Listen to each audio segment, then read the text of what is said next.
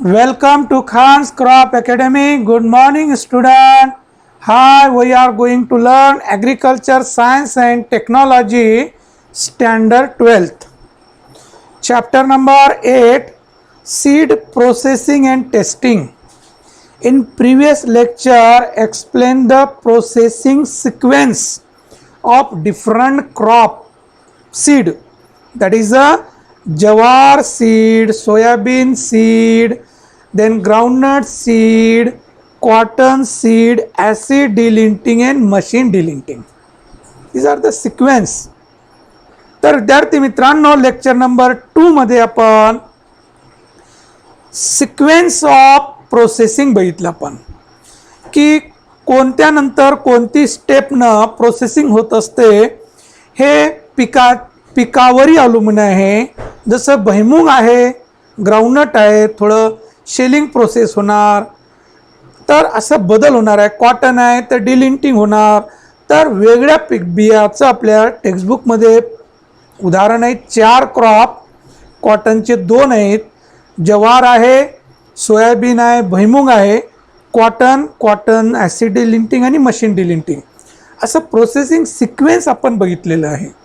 तर कशानंतर काय करायला पाहिजे आणि काही वेळेला कोणतं ड्रॉपसुद्धा होतं, तर व्यवस्थित आपण फ्लो चार्ट लिहून काढायला पाहिजे आणि रिव्हिजन देत राहायला पाहिजे.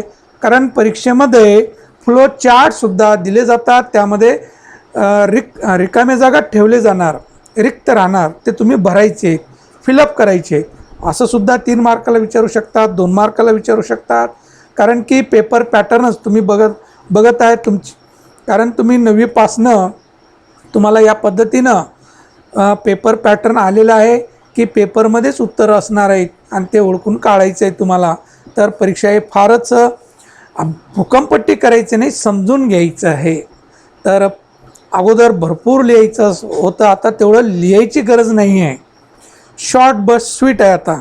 तर तसं तर आपलं विशेष शॉर्ट बस स्वीट आहे, तर त्यामध्ये आणखीन असंही फ्लो डायग्राम विचारू शकतात तुम्हाला. जसं भाषा विषयामध्ये विचारत होते इंग्लिशमध्ये वगैरे, तसं इथेही विचारू शकतात. त्यासाठी ते फ्लो डायग्राम कामाचे आहेत. जे सिक्वेन्स आहे ते सिक्वेन्स पार्ट असायला पाहिजे. तर विद्यार्थी मित्रांनो, आज आपण बघूया layout and planning of seed processing plant. Layout and planning of seed processing plant. जसं आपण उद्योग उभारत आहोत, सीड प्रोसेसिंग प्लांट आपल्याला स्टॅब्लिश करायचं आहे. त्यासाठी आपल्याला प्लॅनिंग लेआउट करणं महत्त्वाचं आहे, प्लॅनिंग करणं गरजेचं आहे. त्यासाठी आपण लेआउट करण्या अगोदर factor to be consider while planning and designing seed processing plant. तर विद्यार्थी मित्रांनो, आपण एवढं मोठं प्लांट तयार करणार आहोत, तर त्यासाठी प्लॅनिंग आवश्यक आहे की नाही? लेआउट करणं गरजेचं आहे, त्याचं प्लॅनिंग करणं गरजेचं आहे. एखादी घर आपल्याला उभारायचं आहे 10-12 लाखाचं, तर आपण किती 2-3 इंजिनियरपासनं प्लॅन आणतो, आपण त्याच्यापासनं लेआउट करून घेतो. आता हे तर मोठं उद्योग आहे, हे वर्षानुवर्ष राहणारं आहे. त्यासाठी हे सगळं काही काय करणं आवश्यक आहे? प्लॅनिंग करणं गरजेचं आहे. मग ते प्लॅनिंग करत असताना which point should be consider at the time of planning. मग आपण घर बांधकाम करण्या अगोदर आपण काही पॉईंट कन्सिडर करायला पाहिजे. तर ते सगळं पहिले तर प्लॉट घेण्या अगोदरच आपण पॉईंट कन्सिडर करतो की सोसायटी कोणती आहे, तिथं पाण्याचा सोर्स आहे का, तिथं राहणारे लोक कसे आहे, तिथं मंदिर आहे का, तिथं मस्जिद आहे का, तिथं प्लेग्राऊंड आहे का, ह्या गोष्टी आपण बघतो. तसंच हे सुद्धा आपण जे प्रोसेसिंग प्लांट टाकणार आहोत त्यासाठी आपण काही पॉईंट कन्सिडर करणार आहोत. त्याचे ते पॉईंट आपण बघणार आहोत. Size and sequence of operation. Size सगळ्यात महत्त्वाचं. साईज प्लॉट घेताना किती साईज आहे त्यानुसार घराचं बांधकाम सुरू होणार, किती रूम काढायचे आहे ना. तसं साईज किती आहे, आपलं लेआउटची जागा किती आहे आणि कसं सिक्वेन्स ठेवणार आपण, कसं सिक्वेन्स ठेवणार आहे. Then kinds of crop seed to be handled. तुमच्याकडे कोणतं बी येणार आहे, कोणतं बी प्रोसेसिंग करणार आहोत त्यावर अवलंबून आहे. जसं आपण बघितलं ग्राउंडनटसाठी, कॉटनसाठी थोडं वेगळं प्रोसेस लागणार आहे ना, प्लांट वाळणार आहेत. तर बी कोणतं येणार आहे, कोणतं बियाचं तुम्ही प्रोसेस करणार आहोत. Kind of crop seed to be handle, तुम्ही कोणतं बी हाताळणार आहोत तिथं प्रोसेसिंगसाठी. Kind of weed seed present in seed lot, तुमच्याकडे येणारं जे बी आहे, बियाणं आहे प्रोसेसिंगसाठी, त्यामध्ये तुमच्या परिसरामध्ये जिथून बी येणार आहे तिथं कोणते वीड आहे, तण कोणतं आहे ते वेगळं करावं लागेल. तसं ते बसवावं लागेल ना वेगळं करण्यासाठी. त्या बियाची साईज कशी असते त्यानुसार ते प्लांट उभारावं लागणार, त्यामध्ये ते मशीन ॲड करावं लागणार तुम्हाला. Next selection of equipment and cost needed, मग तुम्ही कोणते इक्विपमेंट लावणार आहोत तिथं, त्याचा कॉस्ट किती आहे, त्याला लागणारा खर्च किती आहे, तुमच्याकडे उपलब्ध किती आहे. मग कमी उपलब्ध पैसा असेल तर त्यासाठी पर्याय कोणता आहे, कोणती मशीन आहे त्याऐवजी, हे बघावं लागेल की नाही. सगळे घरं सारखेच तयार होतात का, नाही. काही जास्त कॉस्टचे तयार होतात, काही कमी कॉस्ट. कोणी 5 लाखाचं घर तयार करतं, कोणी 15 लाखाचंही तयार करतं, कोणी 50 लाखाचंही करतं, कोणी कोटीचं तयार करतं, आहे की नाही. घर तर तयार झालं ना, 5 लाखाहून घर तयार होते, 50 लाखाचं घर तयार होते.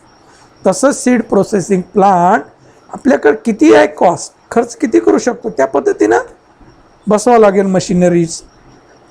Location of the plant and area required, location of plant, जिथं कापूस तयार होत असेल तर तिथं कापसाचं बी येणार की नाही. मग त्या पद्धतीनं सोयाबीन लागवड जास्त त्या एरियामध्ये, तर सोयाबीनचं प्लांट तयार करा, लोकेशनही बघावं लागेल. मग त्याला एरिया रिक्वायर किती लागणार आहे, जे आपण जे बी आपल्याकडे येणार आहे त्यासाठी प्लांट किती पाहिजे, किती साईज असायला पाहिजे, किती मशिनरी लागणार आहेत त्यासाठी, ते सगळं बघावं लागेल, प्लॅन करावं लागेल. Type of drawing facility required, आपण ड्राईंगची फॅसिलिटी कोणती ठेवणार आहे, सन ड्राईंग का एअर ड्राईंग आहे ना, त्यामध्ये 2-3 ड्राईंग होणार आहेत. तर ते बी कोणतं आहे त्या पद्धतीला त्याला कोणतं ड्राईंग लागणार आहे त्यानुसार आपलं ठरणार आहे. Facility required for seed cleaning and storage, facility required for seed cleaning and storage, मग आपण कसं क्लिनिंग करणार आहोत, त्या फॅसिलिटी कोणती उपलब्ध आहे क्लिनिंगची आपल्याकडं. स्टोरेज कसं करणार आपण, बल्क स्टोरेज करणार आहोत का कमी स्टोरेज करणार आहोत यावर अवलंबून आहे.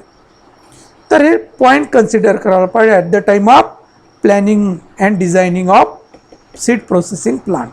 Next facility of transport of seed from processing plant, from processing plant.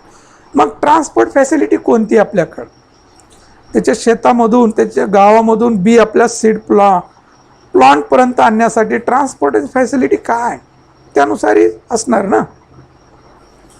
ट्रकनं माल येणार आहे का ट्रॅक्टर येणार का बैलगाडीने येणार आहे. Source of power for electricity machinery, आपल्याकडे इलेक्ट्रिसिटी पॉवर कसं आहे, सोर्स कोणता आहे आपल्याकडं त्यावर अवलंबून आहे. Availability of labour and their wages and training, आपल्याकडे कसे लेबर येणार आहे, त्याची मजुरी कशी असणार आहे, ते ट्रेनर आहे का त्यानुसार आहे ना. Competition from the other processing unit, त्या एरियामध्ये दुसरं असेल त्याच्या कॉम्पिटिशनमध्ये आपण घालत तर त्याच्यापेक्षा जास्त फॅसिलिटी उपलब्ध असायलाच पाहिजे तर आपलं सीड प्लांट चालणार आहे, सीड प्रोसेसिंग प्लांट चालणार आहे. त्याच्यापेक्षा कमकुवत तयार केलं तर चालणार का नाही, तर ही बघावं लागेल ना. कॉम्पिटिशन आहे का किंवा आणखीन इच्छुक आहे का, आपण टाकल्यानंतर टाकतील तर आपलं बेस्ट असायला पाहिजे. Appointment of manager for plant, manager appointment करावं लागेल है ना. स्किल नॉलेजचं मॅनेजर असायला पाहिजे, त्याच्यामध्ये काय काय असायला पाहिजे, स्किल असायला पाहिजे. अगोदर आपण फॉर्म मॅनेजमेंटमध्ये बघितलं ना मॅनेजरचे स्किल आहे ना, कसं असायला पाहिजे तो मॅनेजर, त्या क्वालिटीचा असायला पाहिजे. Market should be nearer to proposed project area, market should be nearer to proposed project area, आपलं जे प्रोजेक्ट आहे त्या एरियामध्ये जवळपास मार्केट असायला पाहिजे ना, तिथून आपल्याला खरेदी करता येणार, तर आपलं ट्रान्सपोर्टिंग वाचणार, तिथून बियाणं पण खरेदी करून आणू शकतो. लक्षात. तर these are the point consider at the time of planning and designing of processing plant. Okay, हे पॉईंट कन्सिडर करायला पाहिजे. 4 मार्कासाठी विचारणार. चॅप्टर किती मार्काचं आहे बाळांनो? वेटेज किती सांगितलेलं आहे आपण चॅप्टरचं? या चॅप्टरचं वेटेज किती आहे सांगितलं की नाही तुम्हाला? 4 ते 6, 6 मार्काचं आहे. 6 मार्काचं आहे. 3-3 मार्काचे 2 विचारू शकतात, झालं 6 मार्क. 4 मार्काचं 1 विचारायचं, 2 ऑब्जेक्टिव्हचे, झालं संपलं, है ना. किंवा 2 शॉर्ट नोट्स, 2 मार्काचे 4 मार्काचा 1 प्रश्न, झालं. असं मागे सांगितलं तुम्हाला. तर असं वेटेज बघून अभ्यास करायचं. नेक्स्ट बघूया आपण planning of processing plant, seed processing plant. Planning नियोजन planning. Careful layout planning is useful to identify and prevent trouble spots before the plant is built, है ना. तर आपण प्लॅनिंग करणं हे फार महत्त्वाचं आहे. आपल्याला इंजिनिअरिंग फील्डकडे जायचं का मेडिकल फील्डकडे जायचं, तुम्ही 10वी झाल्यानंतर डिसाईड केलं की नाही, आणि त्यानुसार मग तुम्ही क्लास लावले, आहे ना. इंजिनिअरिंगला जायचं, IITकडे जायचं का मेडिकलकडे जायचं, आपल्याला ते नियोजन केलं तुम्ही प्लॅनिंग. आणि काही विद्यार्थी दोन्हीकडे येईल, आबे लड्डू जाबे लड्डू, असं आहे की नाही. जे जमलं ते बघू म्हणतात, आहे की नाही. जनरल ठेवू आपण, आहे ना, जे जमलं ते, म्हणजे इथं काही प्लॅनिंग नाही. ओके, सो असो. तर careful layout planning is useful to identify and prevent troubles spots before the plant is built. आता आपण उभारल्यानंतर आपल्याला काही चुका आल्यात लक्षात, तर ते चुका दुरुस्त होणार आहे का बाळांनो? नाही. त्यासाठी आपण केअरफुली लेआउट करणं गरजेचं आहे. जे काही याच्यामध्ये अडचणी येणार आहेत त्या अडचणी प्लॅनिंग करूनच आपल्याला दूर करावं लागेल, कागदावरच, है ना. प्लॅनिंग करून कुठं काय ठेवायचं, किती साईजचं ठेवायचं, किती साईजची मशीन आणायची, जागा किती आहे, कोणतं मशीन कुठं ठेवायची, जेणेकरून आपलं खर्च कमी येणार. कारण आज दररोजचा रुपया जर वाचत असेल तर आता 20-25 वर्षापर्यंत किती रुपये वाचणार आहे, असं आहे ना. बिझनेस माइंड असायला पाहिजे याच्यामध्ये, लक्षात. तर 1 पैशापासून हिशोब असतो इथं. 1 पैसा जर उरत असेल, है ना. आता साखर कारखान्यामध्ये 1 पोतं जर उरत असेल तर किती प्रॉफिट होणार साखर कारखाना, असा हिशोब असतो, लक्षात. तर 1 पैसा जर वाचत असेल तर किती कोटीनं बचत होणार आहे. तर हे प्लॅनिंगमध्ये बघितलं जातं. तर ते आपल्याला दूर करता येईल जे काही चुका आहेत प्लॅनिंग करून, है ना. घरचं लेआउट प्लॅनिंग केल्यानंतरच ते चुका, किचन कुठं असायला पाहिजे हे कागदावर काढल्यानंतरच ते आपल्याला कळणार आहे ना, किती साईजचं काय, कुठं काय ठेवायचं, है ना. Next, scale drawing are the most used method of layout planning. स्केलचा वापर करायला पाहिजे. ड्रॉइंग कागदावर प्लॅन काढायला पाहिजे, लेआउट करायला पाहिजे ना, प्लॅन करायला पाहिजे आपण. आणि लेआउट म्हणजे ॲक्च्युअल तिथं जाऊन लेआउट करणे, आहे ना. आखणे, ते त्या जागेवर जाऊन आखलं जातं आणि तिथं मग उभारलं जातं, स्टॅब्लिश होतं बिल्डिंग, आहे की नाही. Scale models and scale templates are also effective but more expensive model, आहे ना. रिअल मॉडेल ठेवतात बघा, आहे ना. बऱ्याच वेळा तुम्ही हॉटेलचं वगैरे बघितलं असेल तर मॉडेल ठेवलं असतं, या बिल्डिंगचं कसं आहे ते मॉडेल ठेवलं असतं. तर ते जास्त खर्चिक असतं मॉडेल तयार करणं, आहे ना. खर्चिक आहे ते, पेपरवर खर्चिक नाही आहे. स्केलचा वापर केलो आपण, जे काही आपण तयार करतो तर स्केलनुसारच तयार करतो ना. की आपलं एवढी मोठी बिल्डिंग आहे 100 एकरची, तर 100 एकरचं कागद लागणार का बाळांना लेआउट करण्यासाठी? नाही, त्याचे स्केल वापरतात. 1 सेंटीमीटर बरोबर 10 मीटर, 100 मीटर असं वापरतात, त्याला स्केल म्हणतात. कोणतेही मॅप वगैरे तुम्ही बघितलं तर स्केल दिसतं तिथं बघा. आणि तुम्ही 10वीमध्ये ग्राफ वगैरे काढलेले आहेत, जॉग्राफीमध्ये, आहे ना, जॉमेट्रीमध्ये, सॉरी. तर ते तिथे स्केल लिहिलं जातं आहे की नाही. सगळं बघितलं तुम्ही 10वीमध्ये अभ्यास केला भरपूर. तर scale model and scale templates are also effective but are more expensive. खर्चिक आहे. तर हे प्लॅनिंगचे स्केल वापरणं फार गरजेचं आहे. त्यानुसार मग आपण प्लॅनिंग करायला पाहिजे. Next third point, analysis of operation. ऑपरेशनचं ॲनालिसिस करणं गरजेचं आहे. ज्याला आपण काय म्हणतो, ॲनालिसिस करणं म्हणजे काय म्हणतो आपण, ॲनालिसिस करणे म्हणजे काय, ॲनालिसिस करणे म्हणजे ऑपरेशन विश्लेषण करणे. त्या ऑपरेशनचं विश्लेषण आहे ना, कुठं मशीन कशी आहे, कुठं काय येणार आहे, कोणत्या मशीनमध्ये काय जाणार आहे, हे ॲनालिसिस करावं आणि त्या पद्धतीनं मशीन फिट करायला पाहिजे. First, processing sequence. आपलं प्रोसेसिंग सिक्वेन्स कसं आहे, processing sequence. First step of analysis operation. The seed separators, elevators, conveyors and storage bins should be so arranged that seeds flow continuously from receiving to end. है ना, हे sequence. एकदा bit टाकलं की एकमेकामधून असं automatic बियाणं त्या मशीनमधून फ्लो व्हायला झाला पाहिजे. नाही तर इथून उचलून तिकडं, तिकडून उचलून आणखीन इकडं असं डिस्टर्ब होणार का नाही. ते सिक्वेन्स असायला पाहिजे. आपलं बियाणं कोणतं येणार आहे त्यासाठी काय काय सिक्वेन्स, आपण सिक्वेन्स बघितले की नाही, तसं सिक्वेन्सनच मशीन असायला पाहिजे. याच्यातून तिकडं, तिथून तिकडं. तर हे प्रोसेसिंग सिक्वेन्स बघणंही गरजेचं आहे. Processing sequence. तर मशीन निवडल्यानंतर पुढील चरण म्हणजे योग्य प्रक्रिया क्रम निश्चित करणे. बियाणे विभाजक, लिफ्ट वाहक आणि स्टोरेज डबे वगैरे इतक्या व्यवस्थित केले पाहिजेत की बियाणे प्राप्त होण्यापासून अखंडपणे वाहने आणि तरीही मशीनला बायपास करण्यासाठी किंवा पुनर्रचनासाठी परत जाण्यासाठी लवचिक असेल. या पद्धतीनं प्रोसेसिंग सिक्वेन्स झाला पाहिजे. Next, machine capacity. Equipment capacity must be carefully plan to prevent further problem. Capacity असायला पाहिजे त्या मशीनची, किती कॅपॅसिटी, जेणेकरून त्यामध्ये येणारे जे काही प्रॉब्लेम आहेत ते प्रॉब्लेम यायला नको.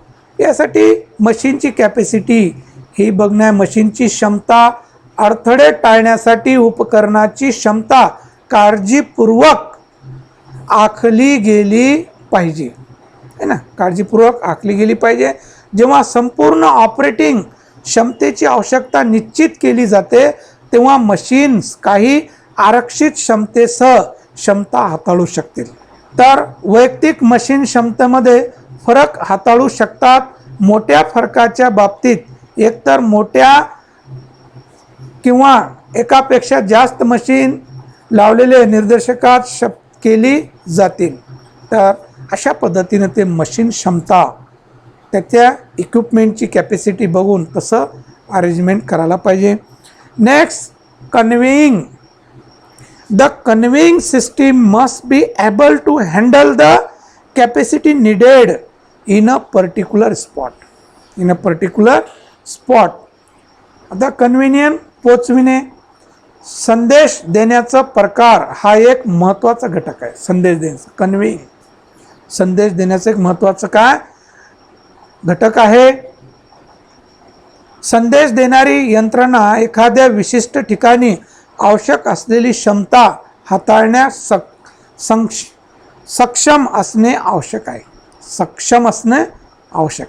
ते कन्व्हिनियंट आहे ना. तर हे analysis operation. Next steps, types of layout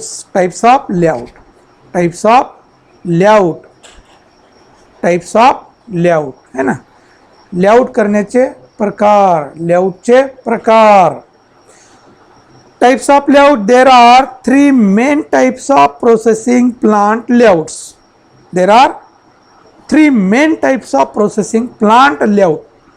layout करण्याचे काही 3 मेथड्स आहेत, टाईप आहेत. Multi storey, single level and combined design. 3 types आहेत लेआउटचे. जे प्रोसेसिंग प्लांट आहे त्याचे लेआउटचे 3 टाईप्स आहे. त्याचं लेआउट 3 पद्धतीनं केलं जातं. कोणतंही जे प्रोसेसिंग प्लांट आहे ते या 3 लेआउटमध्ये बसणार आहे. पहिलं मल्टी स्टोरी. त्या शब्दावर तुम्हाला कळालं असेल. In this type seed is carried by elevators to the top floor and emptied into large bins. तर पहिलं बियाणं कुठं टॉप एलिव्हेटरवर जाणार, टॉप फ्लोअरवर जाणार, तिथून व्यवस्थित येणार टप्पे व्यवस्थित लास्ट फ्लोअरवरून टॉपवरून अगोदर टॉपवर बियाणं पोचवलं जातं, तिथून ग्रॅव्हिटेशनल फोर्सने ॲटोमॅटिक बरोबर त्या मशीनमध्ये जातं. हे मल्टी स्टोरी. तर लार्ज बिनमध्ये असतं आणि तिथून बरोबर त्या पद्धतीने स्टेप बाय स्टेप ते बियाणं हळूवारपणे खालच्या पर्यंत येणार. Cleaning machines are then arranged in a vertical series on the lower floors. है ना, cleaning lower floors. Seed flow from one machine down into the next by gravity. है ना, next by gravity. One by machine. एकाच मशीनचं काम आहे का?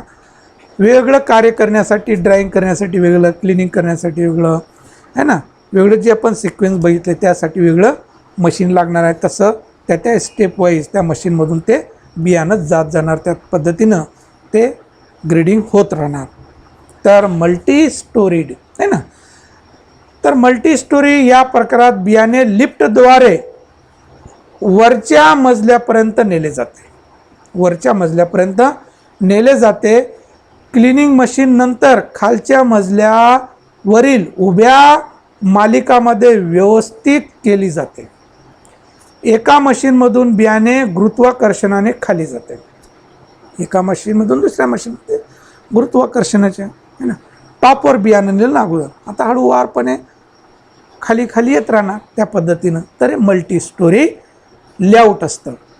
तर यामध्ये लिफ्टचं वगैरे खर्च वगैरे हे कमी येईल, है ना.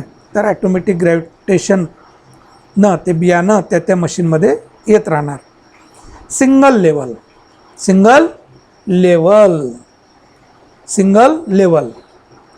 In the single story plant, seed is moved from one machine to the next by elevators placed between the machines. Elevator placed between the machine. The advantage of this system is that one man can supervise the processing. तर एकाच फ्लोअरमध्ये असतं सगळ्या मशीनी, तर एक माणूस supervisor करू शकता.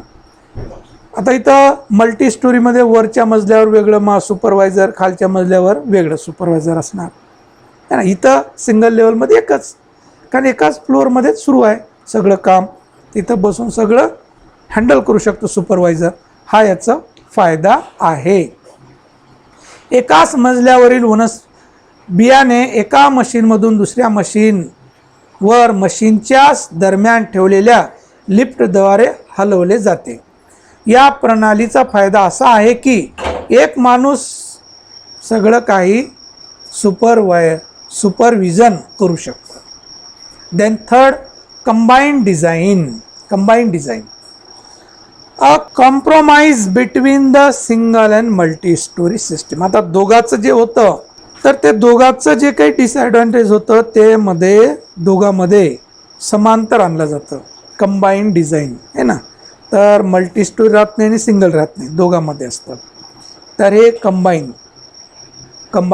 डिझाईन, एकत्रित डिझाईन, यांच्यामध्ये दोघांमध्ये तडजोड केलं जातं. काय केलं जातं? तडजोड केलं जातं. जे मल्टी स्टोरीचे जे डिसॲडव्हान्टेज होते ते डिसॲडव्हान्टेज कमी केले जातात आणि एक कंबाईनमध्ये आणले जातात. तर 3 टाईपचे लेआउट सीड प्रोसेसिंग प्लांटमध्ये केले जातात. तर विद्यार्थी मित्रांनो, व्यवस्थित आपण हे टॉपिक समजून घेतलेलं आहे. समजलं नसेल कमेंट्स करा. तर इतरांना जास्तीत जास्त शेअर करा, सबस्क्राईब करा, यासाठी की जे काही व्हिडिओ अपलोड झालेले ते नोटिफिकेशन मिळणार. तर आपण आतापर्यंत 6 चॅप्टरवर 6 ऑनलाईन टेस्ट घेतलेली आहेत. ते लिंक आपण खान्स प्रॉप अकॅडमी टेलिग्राम चॅनलवर आपण लिंक पाठवलेली आहे. तेथे लिंकवर क्लिक करून परीक्षा द्या की आपला अभ्यास किती झालेला आपण स्वतः जज करू शकतो. थँक्स विद्यार्थी मित्रांनो. जय जवान जय किसान.